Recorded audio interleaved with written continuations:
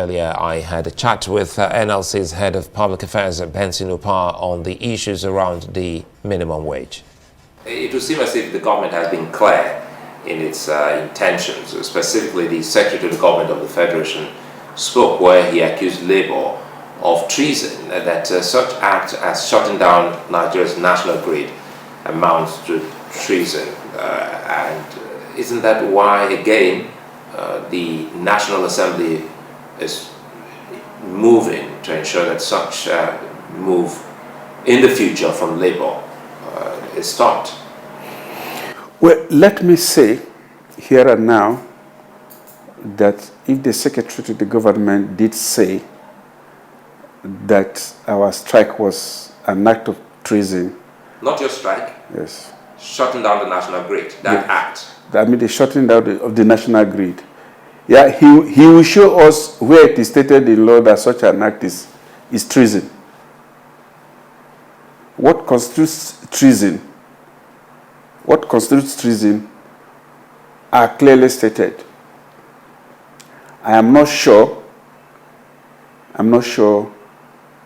a strike action that involves the withdrawing of service.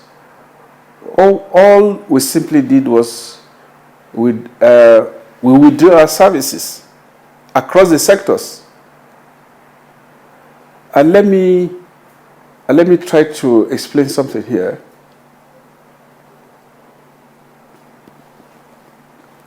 I mean, the logic of critical sectors upon which some try to hang the law. I want to tell you that even the most advanced countries, doctors went on strike in the UK recently. Nurses went on strike. I want to also share this with you, that air traffic controllers went on strike in Ronald Reagan's time. So what we are to look at is not a legislation that inhibits or seeks to intimidate people. The right and appropriate thing to do is for government to do the right thing. Once you do the right thing,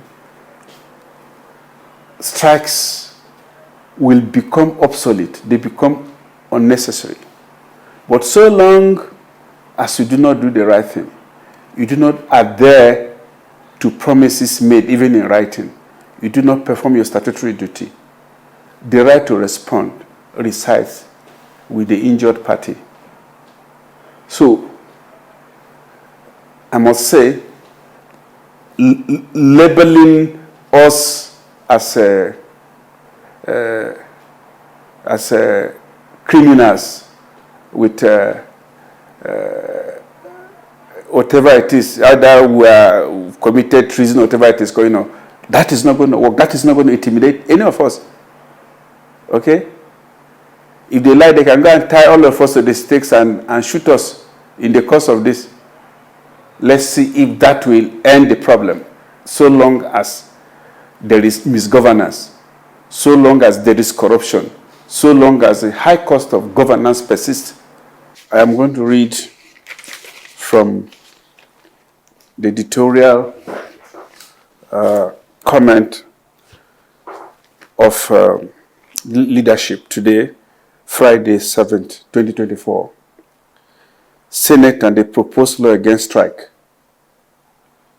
If media reports are anything to go by, the Senate plans to make laws to ban strikes in the country, especially in sectors of the economy it considers strategic, or at least the law will be couched in language that will hamstring the effectiveness of such actions by labor when they become inevitable.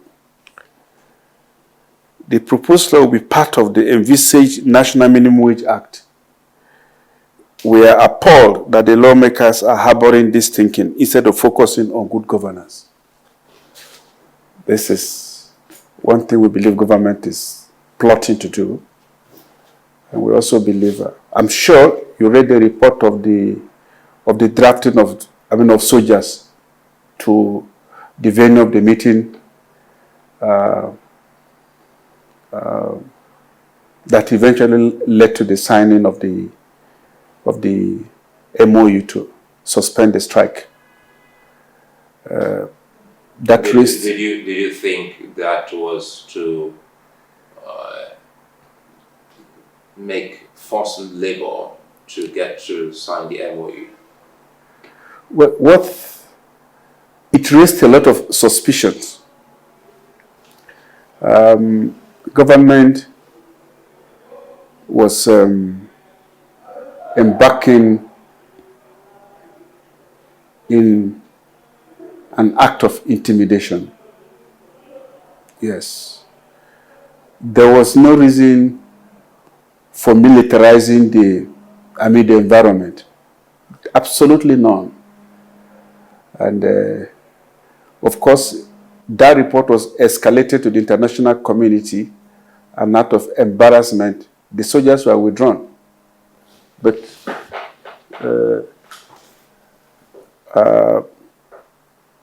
so as far as we're concerned, we're not comfortable with the moves of the government. There is also,